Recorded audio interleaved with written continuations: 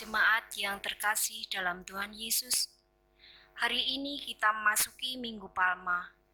Bersama-sama kita akan mengenang peristiwa ketika Tuhan Yesus memasuki kota Yerusalem dan dielulukan oleh banyak orang. Perayaan ini ditujukan untuk memperingati sengsara Kristus. Yesus naik ke atas keledai dan berjalan menuju Yerusalem. Banyak orang menghamparkan pakaiannya di jalan. Ada pula yang menyebarkan ranting-ranting hijau yang mereka ambil dari ladang. Orang-orang berjalan di depan dan di belakangnya. Marilah kita ikut menyambutnya. Marilah kita memujikan pujian dari PKJ 2. Mulia, mulia namanya.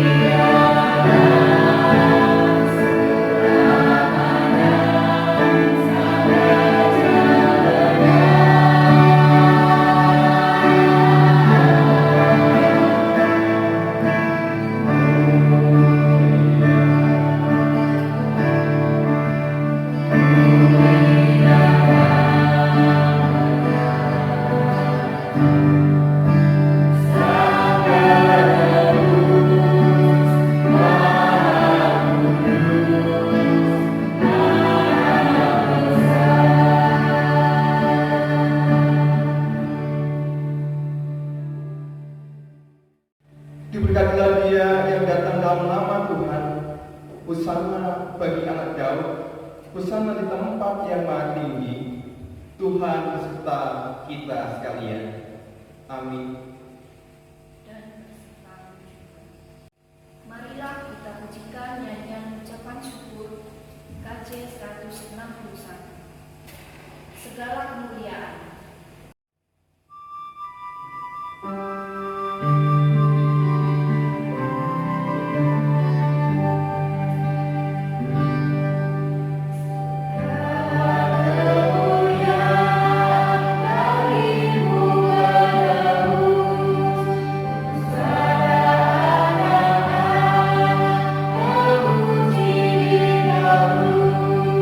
Hosana Raja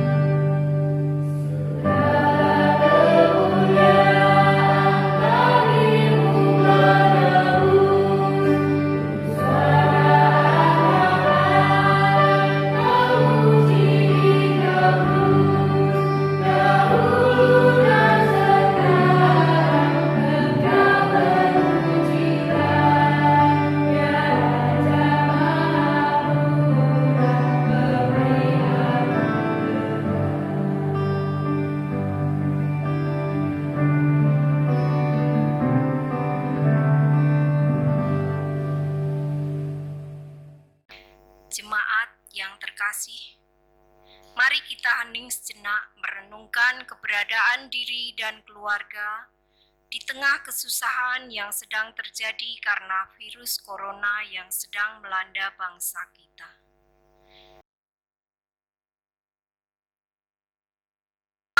Mari kita berdoa. Ya Bapa, kami mengakui bahwa kecongkaan dan keegoisan kami kerap membuat kami tidak mampu berkiblat kepadamu, sehingga kami mengabaikan sesama. Engkau adalah Bapa yang peduli. Engkau mempedulikan yang tersisih, yang miskin dan lapar. Dan kami Engkau angkat menjadi anak kepunyaan-Mu yang Engkau kasihi. Namun di masa yang sulit ini, di tengah pandemi virus corona, nyata sangat keberdosaan kami. Kami mengetahui kesusahan, kelemahan, dan kesedihan saudara-saudara kami. Namun kami menutup mata seolah semua baik-baik saja. Kami tidak berjuang bagi mereka, tetapi kami berjuang hanya untuk diri kami sendiri dan keluarga kami. Oleh sebab itu ya Bapa, ampunilah segala kelemahan dan dosa-dosa keluarga kami. Amin. Mari kita pujikan KJ 29. Di muka Tuhan Yesus.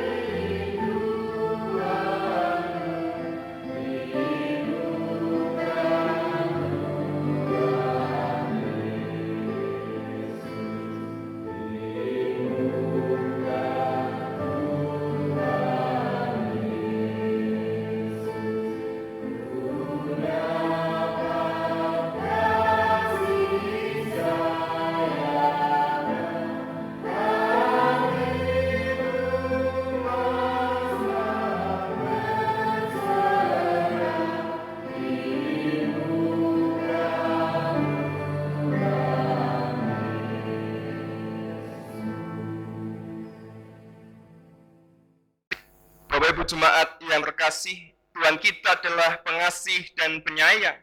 Ia tidak segera menghukum anak-anaknya yang melakukan dosa dan pelanggaran, tetapi ia menghendaki pertobatan dari anak-anaknya.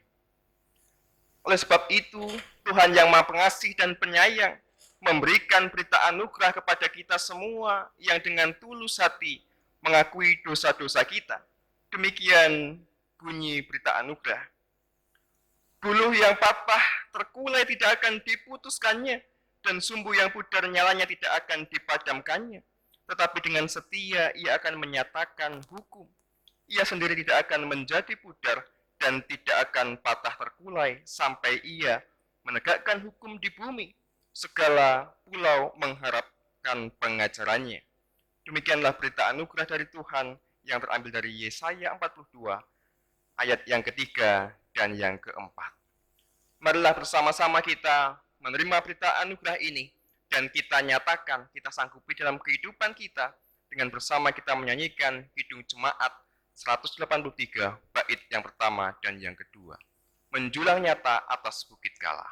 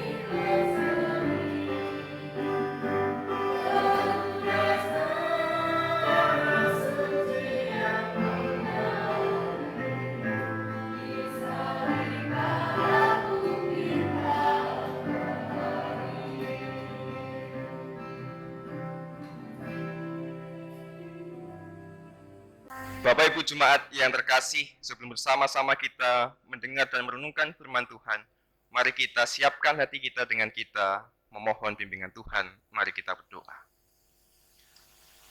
Tuhan Allah Bapa kami yang makasih, kebaikan kemurahan-Mu senantiasa kami rasakan dalam kehidupan kami sehari-hari ya Tuhan. Pada saat ini ya Tuhan, biarlah hidup kami senantiasa Engkau kuatkan, langkah kami senantiasa Engkau tuntun dengan firman yang akan bersama-sama kami dengarkan.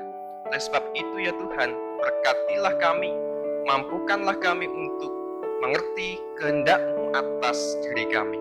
Bersabdalah ya Tuhan, kami anak-anak-Mu siap mendengarkan. Amin.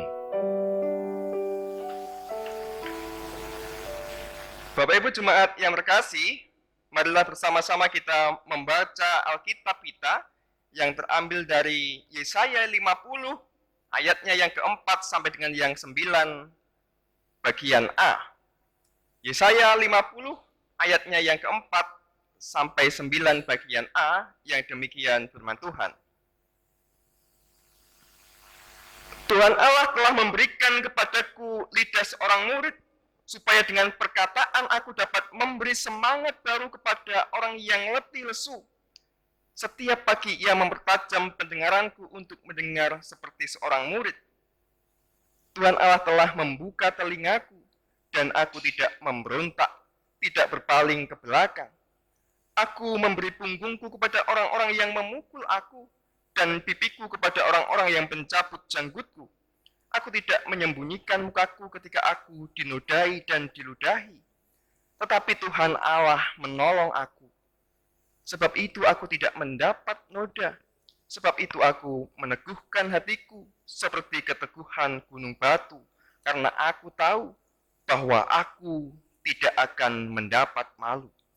Dia yang menyatakan aku benar lebih dekat. Siapakah yang berani berbantah dengan aku? Marilah kita tampil bersama-sama. Siapakah lawanku berperkara? Biarlah ia mendekat kepadaku. Sesungguhnya Tuhan Allah menolong aku. Demikianlah pembacaan firman Tuhan. Yang berbahagia adalah kita yang membaca dan merenungkan firman Tuhan, terlebih kita yang berusaha melakukan dalam kehidupan kita sehari-hari. Hosiana. Amin.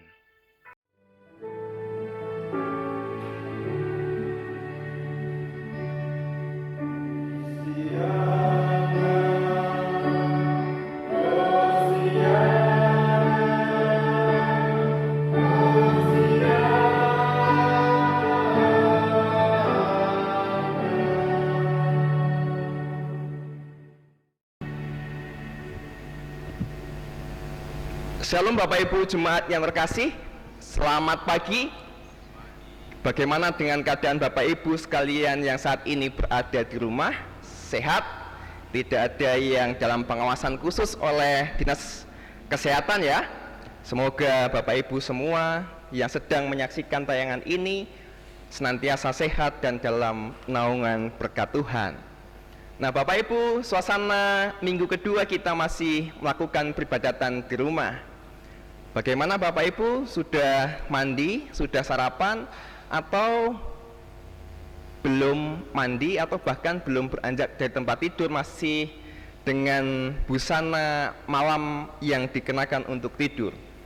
Nah Bapak Ibu, menarik, di saat-saat ini kita senantiasa dituntut untuk belajar, baik itu menahan diri, belajar untuk mengalami suasana ibadah yang berbeda. Nah Bapak Ibu yang terkasih, kalau kita membicarakan firman Tuhan tentu ada sesuatu yang senantiasa bisa kita pelajari. Nah kalau di minggu lalu saya mengatakan mungkin orang-orang di saat ini kerap kali tidak mencintai dirinya karena mengejar materi, harta benda, jabatan dan sebagainya dikejar. Nah pertanyaannya adalah apakah menjadi kaya, menjadi sukses itu berdosa? Apakah itu juga sesuatu yang salah? Saya mengatakan bahwa ketika kita orang Kristen menjadi kaya atau orang Kristen menjadi sukses, itu bukanlah sebuah kesalahan. Kita menjadi kaya, menjadi sukses bukanlah sebuah dosa. Tetapi kerap kali yang menjadikan kita berdosa terhadap kekayaan dan jabatan yang kita miliki adalah bagaimana kita untuk mendapatkannya. Di minggu lalu saya mengatakan ketika kita mengincar kedudukan, harta dan jabatan, kerap kali kita mengorbankan orang-orang yang senantiasa mendukung kita, yang mengasihi kita, bahkan kita tidak mencintai diri kita sendiri. Atau Bapak Ibu kalau melihat kehidupan kita saat ini sejatinya banyak kehidupan bersama kita yang tidak sehat. Apa yang kita saksikan di depan adalah sebuah topeng yang kerap kali hanya untuk mendapatkan sesuatu yang baik, seolah-olah kita memiliki dua wajah. Yang kita tampilkan kepada orang adalah wajah yang sumringah, wajah yang penuh senyum, tetapi di balik topeng itu kita memiliki senjata untuk memukul dan menjatuhkan orang lain. Kenapa saya mengatakan seperti itu?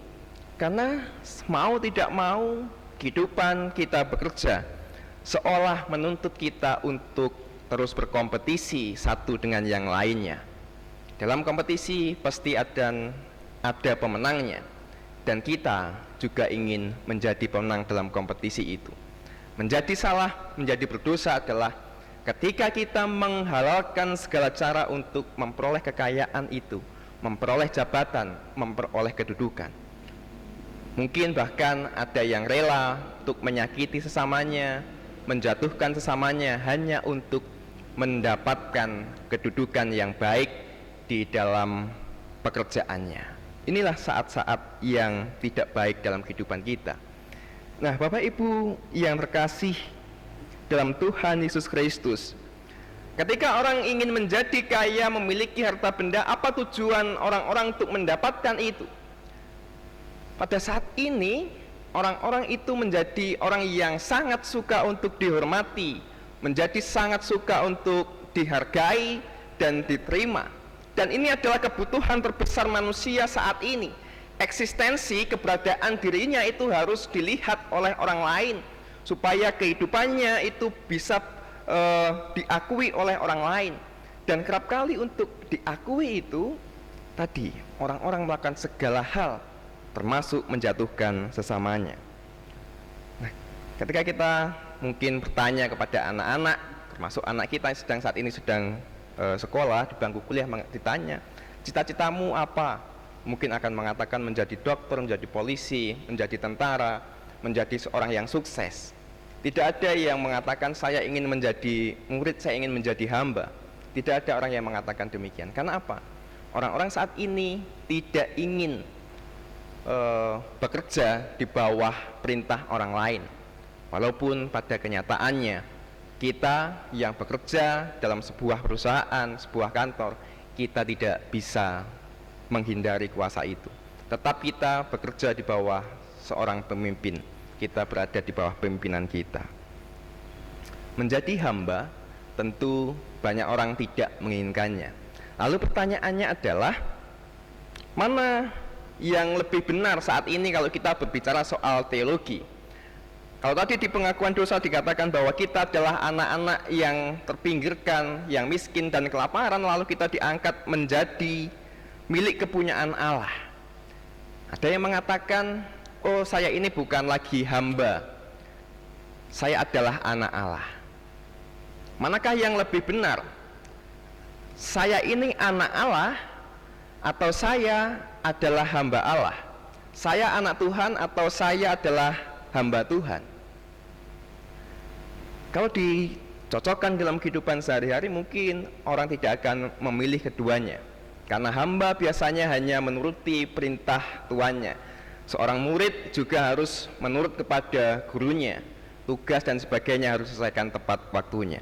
Tetapi Bapak Ibu Saudara yang terkasih, ada hal yang menarik yang akan coba saya tawarkan kepada Bapak Ibu sekalian tentang bagaimana posisi sebagai seorang murid atau seorang hamba.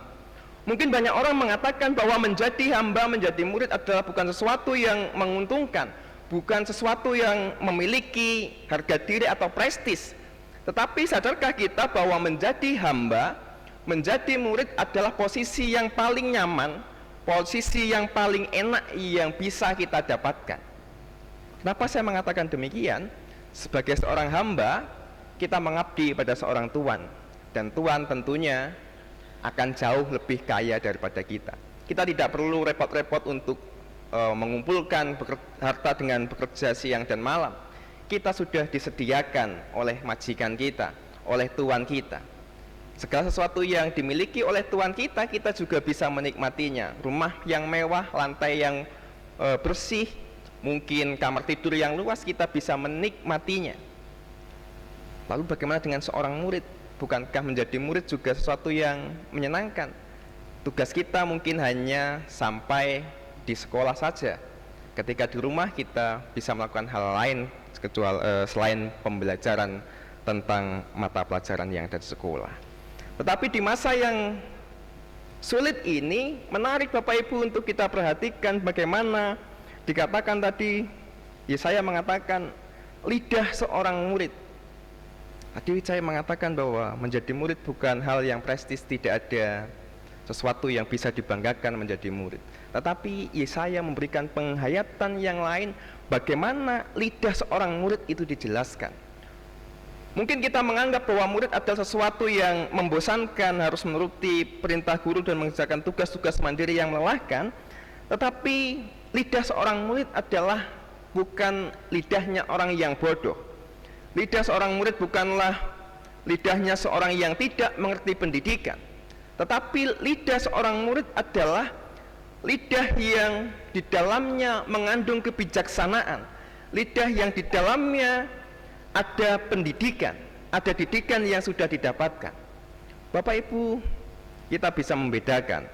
Mungkin kalau orang-orang yang berpendidikan, orang-orang yang tidak berpendidikan, misalkan profesor dengan yang lulusan SMA, mungkin dari cara bahasanya, kata-kata yang dipilih akan berbeda. Nah, inilah yang mau kita pelajari bersama. Lidah seorang murid adalah lidah orang yang berpendidikan. Kalau orang yang berpendidikan berarti dikatakan bahwa lidah itu bisa mengeluarkan kata-kata yang baik, perkataan yang menumbuhkan semangat, perkataan yang bisa memberikan pengharapan kepada mereka yang tengah dirundung masalah. Nah, saat ini kita sebagai murid-murid Allah, kita sebagai hamba Allah, entah mana yang benar, tetapi keduanya memiliki kedudukan yang sama, bahwa dua-duanya berada dalam kuasa pengasihan Allah. Lidah seorang murid menunjukkan bagaimana dia dididik. Di masa-masa yang seperti ini, perkataan kita akan sangat bisa berpengaruh terhadap mental, terhadap psikologis, terhadap perasaan seseorang. Bapak Ibu, mungkin ketika di tengah-tengah pasar, lalu Bapak Ibu teriak mengatakan, "Saya dinyatakan corona oleh dokter." Mungkin seketika itu juga orang-orang yang ada di pasar yang mendengarkan suara Bapak Ibu yang berteriak, lalu akan memandang kepada Bapak Ibu sekalian dan mereka langsung akan melarikan diri. Perkataan itu bisa menimbulkan reaksi yang berbeda-beda. Ketika kita mengatakan sesuatu yang buruk, maka orang lain juga akan meninggalkan kita, orang lain akan memandang kita secara negatif. Tetapi bayangkan jika di masa-masa yang sulit ini, di tengah pandemi corona yang sedang melanda negeri kita, kita memberikan semangat. Pemberitaan-pemberitaan yang kita beritakan bukanlah ketakutan-ketakutan akan kematian, tetapi pemberitaan yang akan kita berikan adalah pemberitaan pengharapan. Di dalam masa-masa yang sulit ini kita juga harus dapat melihat kepastian-kepastian yang ada. Virus corona ada di tengah-tengah kita. Ya, itu adalah kepastian yang pertama. Kepastian yang kedua adalah ada yang meninggal. Iya, tetapi kita juga tidak boleh melupakan bahwa ada kesembuhan. Ada yang sembuh di dalam virus corona itu. Kepastian-kepastian itu harus kita lihat secara utuh. Tidak boleh kita potong-potong lalu kita membuat kita takut, membuat kita gelisah dan kehilangan pengharapan kita. Perkataan seorang murid adalah perkataan yang baik, perkataan yang terdidik, perkataan yang menumbuhkan semangat dan pengharapan kepada mereka yang tengah terbeban. Dan yang kedua, yang menjadi pertanyaan adalah dari mana lidah seorang murid itu bisa mengeluarkan perkataan-perkataan yang baik, yang menumbuhkan semangat, yang memberikan pengharapan itu, yaitu datangnya dari telinga seorang murid. Seorang murid ketika kita sekolah, Bapak Ibu, tentu guru akan marah ketika kita tidak mendengarkan apa yang diajarkan. Seorang guru akan menjadi marah ketika kita asik dengan kegiatan kita di tengah pembelajaran yang dilakukan. Tetapi saya menceritakan kepada kita bahwa Tuhan telah memberikan telinga seorang murid kepada kita. Artinya apa? Kita senantiasa memiliki keinginan, kemauan untuk belajar. Perkataan yang membangkitkan, perkataan yang penuh pengharapan itu didapat dari kemauan untuk belajar.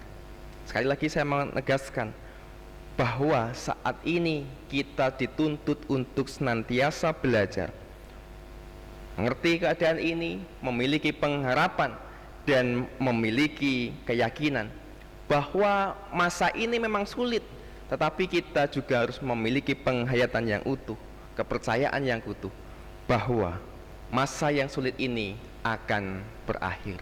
Tapi kapan? Kita tidak akan mengetahuinya. Yang harus kita ketahui adalah bahwa kita memiliki Tuhan yang senantiasa mengasihi dan menjadi penolong bagi kita. Mungkin kita juga bertanya bahwa Tuhan adalah Allah yang mengasihi kita, Tuhan adalah Allah yang mengangkat saya. Lalu kenapa permasalahan penyakit ini datang dalam kehidupan saya? Saya mengatakan mungkin masalah ini muncul, penyakit ini muncul, Tuhan ingin mengajar kita lebih keras, mendidik kita lebih ketat. Biasanya seorang pelajar itu akan mudah memahami segala sesuatu ketika sudah ada permasalahan dalam kehidupannya. Mungkin ketika sehat kita cenderung untuk bersifat cuek, tidak peduli, tidak mau belajar dan sebagainya. Tetapi ketika permasalahan itu datang, mau tidak mau kita harus belajar dari permasalahan hidup yang kita alami. Belajar untuk bangkit, belajar untuk menerima, belajar untuk memahami keadaan yang sedang kita alami. Oleh sebab itu saya mengatakan, kenapa masalah senantiasa dalam kehidupan kita? Karena dengan masalah itu Allah menolong kita, membantu kita untuk lebih mengerti apa maksud Tuhan. Contoh sederhana dalam kehidupan kita sehari-hari, mungkin ketika Bapak Ibu masih sehat, kolesterolnya normal, darah tinggi, tekanan darah juga normal, jantung normal, lalu kita suka jajan yang sembarangan, misalkan jajan sate, gulai, tongseng, satu orang makan 2 porsi, pulang ke rumah masih goreng peng misalkan, atau juga makan sate kere yang nikmat, tentunya sangat nikmat, tetapi pada suatu saat bertahun-tahun yang akan datang, lalu timbullah sakit di tubuh Bapak Ibu, mungkin ya kolesterol, darah tinggi dan sebagainya. Nah, ketika sakit itu Bapak Ibu akan belajar untuk menerima, akan mempelajari sakit yang Bapak Ibu derita. Oh, saya sakitnya kolesterol.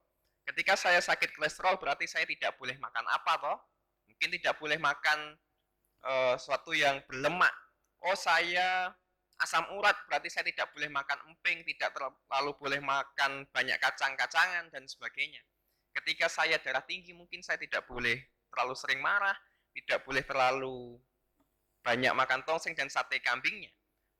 Saya mengatakan bahwa permasalahan Tuhan izinkan ada di dalam kehidupan kita, supaya kita lebih giat dalam belajar, supaya kita lebih cepat bisa memahami maksud Allah dalam kehidupan kita. Permasalahan kerap kali kita pandang secara negatif, tetapi Tuhan punya maksud yang lain, maksud yang indah, yaitu supaya kita lebih cepat memahami maksud Tuhan dalam kehidupan kita. Kiranya di masa yang sulit ini, kita belajar untuk memahami maksud Tuhan dalam setiap kehidupan kita. Tuhan memberkati kita. Amin. Saat teduh bagi kita semua.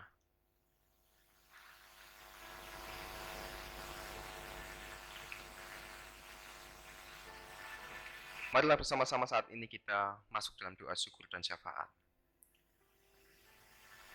Ya Tuhan, Allah kami yang Maha Kasih, secara jujur, dalam kemanusiaan kami merasa gelisah, takut, tidak nyaman di dalam masa pandemi corona ini. Kami ingin keluar rumah, tetapi ada bahaya yang mengancam kami di luar sana. Kami ingin pergi ke gereja, tapi mengingat kesehatan, himbauan pemerintah, dinas kesehatan, bahkan WHO mengatakan, marilah kita berdiam diri, menjaga kehidupan kita, menjaga kesehatan kita, menjaga orang-orang yang kita kasihi, menjaga bangsa ini, supaya tetap sehat. Oleh sebab itu ya Tuhan, mampukanlah kami untuk bisa menahan diri kami, untuk tidak keluar rumah, melakukan hal-hal yang bermanfaat dalam masa-masa penyendirian ini. Di masa ini ya Tuhan, kami berdoa untuk sanak saudara kami, mereka yang terlibat langsung dalam menangani masalah pandemi corona di tahun ini. Para petugas medis sebagai pahlawan kemanusiaan yang tengah berjuang untuk memutus rantai penyebaran virus corona. Mereka yang tengah berusaha untuk mendeteksi siapa yang sakit, mereka yang tengah berusaha untuk menyembuhkan mereka yang sudah teridentifikasi sakit. Berkatilah mereka ya Tuhan, jadikanlah mereka alat-Mu untuk menyembuhkan mereka yang sakit, menyembuhkan bangsa kami yang sakit. Oleh sebab itu ya Tuhan, terlebih dulu berilah mereka kesehatan, sehingga mereka mampu melayani dengan segala kemampuan yang mereka miliki. Ya Tuhan, kami juga berdoa untuk pemerintahan kami, orang-orang yang telah Engkau pilih, Engkau dudukkan di tempat kepemimpinan bangsa ini. Kami tahu bahwa mereka bukanlah orang-orang yang sempurna. Dalam setiap kebijakan keputusannya, ada hal-hal yang mungkin tidak berkenan di hati kami. Tetapi kiranya segala kebijakan yang diambilnya itu bukan karena keegoisan pemimpin kami, tetapi itu berasal dari permenungan dan hikmat kebijaksanaan-Mu saja. Ya Tuhan, Allah kami yang makasih, mampukanlah kami juga sebagai warga masyarakat untuk tidak mengeluarkan kata-kata yang menyakiti, kata-kata yang mematahkan semangat, tetapi biarlah melalui mulut dan lidah kami ada suara kehidupan, ada suara pemulihan, ada suara yang bisa membangkitkan, sehingga kami boleh bangkit bersama-sama dari keterpurukan di tengah penyakit ini. Ya Tuhan, Allah kami yang makasih, kami berdoa juga untuk anak-anak kepunyaan-Mu, seluruh sanak saudara kami di bangsa ini, bahkan di dunia ini, mereka yang secara tidak langsung terkena dampak dari pandemi corona ini, mereka yang bekerja sebagai buruh harian, mereka yang bekerja sebagai ojek online, pedagang kaki lima, pedagang makanan, dan banyak hal-hal yang lain yang secara tidak langsung mereka terdampak. Menurunnya pendapatan harian, bahkan mungkin tidak ada lagi pendapatan dalam rumah tangga mereka. Oleh sebab itu ya Tuhan, mampukan kami sebagai sanak saudara, mampukanlah kami hidup dalam senasib sepenanggungan, biarlah kami yang berlebih, memiliki kerinduan hati untuk membagikan harta yang kami miliki, untuk meringankan beban mereka. Pakailah kami sebagai gereja, boleh semakin berdampak di tengah kesusahan ini. Mampukanlah kami menjadi penggerak, biarlah Engkau juga yang menggerakkan hati kami untuk berkemurahan kepada sesama kami yang membutuhkan. Ya Tuhan, ya Allah kami, berkatilah kami semua ya Tuhan dalam masa-masa yang sulit ini. Biarlah kami boleh merasakan kasih persaudaraan yang utuh, kasih persaudaraan yang membangun. Dalam Kristus Yesus, kami berdoa, kami mohon. Amin. Jemaat yang terkasih, marilah kita nyatakan rasa syukur melalui persembahan. Firman yang mendasari persembahan terambil dari 2 Tawarikh 31 ayat 12. Dan dengan setia mereka membawa segala persembahan khusus, persembahan perpuluhan, dan persembahan-persembahan kudus itu ke sana. Kita bersama memuji dan memuliakan nama Tuhan sambil kita menghaturkan persembahan padamu Tuhan dan Allahku.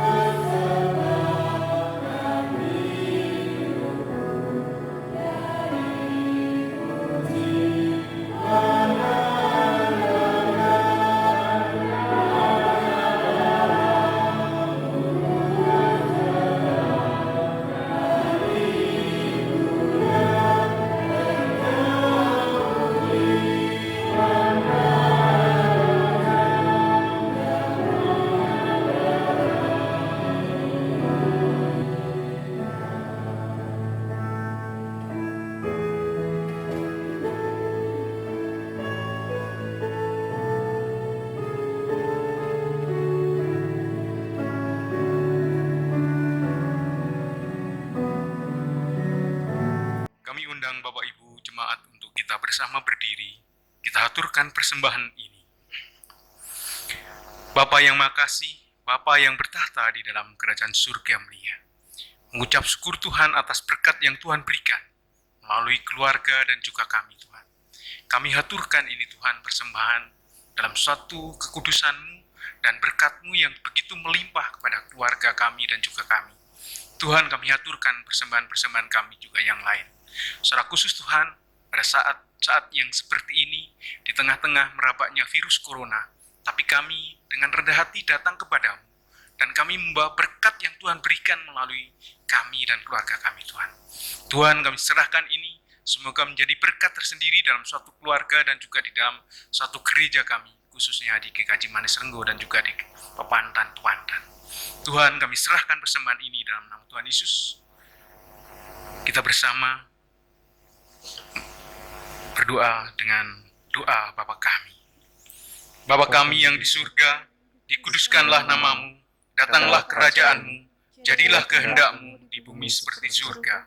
Berikanlah kami pada hari ini makanan kami yang secukupnya, dan ampunilah kami akan kesalahan kami, seperti kami juga mengampuni orang yang bersalah kepada kami. Dan janganlah membawa kami ke dalam pencobaan, tetapi lepaskanlah kami daripada yang jahat. Karena Engkaulah yang mempunyai kerajaan dan kuasa dan kemuliaan sampai selama-lamanya. Amin. Jemaat kita bersama, dengan gereja di seluruh muka bumi ini dan di sepanjang segala abad, kita memperbarui iman percaya kita dengan mengucap pengakuan iman rasuli bersama-sama kami hantarkan. Aku percaya kepada Allah Bapa yang Maha Kuasa, Khalik langit dan bumi, dan kepada Yesus Kristus, anak yang tunggal Tuhan kita, yang dikandung Roh Kudus, lahir dari anak darah Maria, yang menderita di bawah pemerintahan Pontius Pilatus, disalibkan, mati dan dikuburkan, turun ke dalam kerajaan maut. Pada hari yang ketiga bangkit pula dari antara orang mati, naik ke surga, duduk di sebelah kanan Allah Bapa yang Maha Kuasa, dan akan datang dari sana untuk menghakimi orang yang hidup dan yang mati. Aku percaya kepada Roh Kudus, gereja yang kudus dan persekutuan orang kudus, pengampunan dosa, kebangkitan daging, dan hidup yang kekal. Amin. Mari kita nyatakan kesungguhan kita untuk menjadi hamba-hamba Tuhan yang boleh mewartakan kehidupan di tengah-tengah dunia yang sedang paceklik ini. Mari kita nyatakan dengan kidung Jemaat 375, kita nyanyikan 2 kali, saya mau ikut Yesus.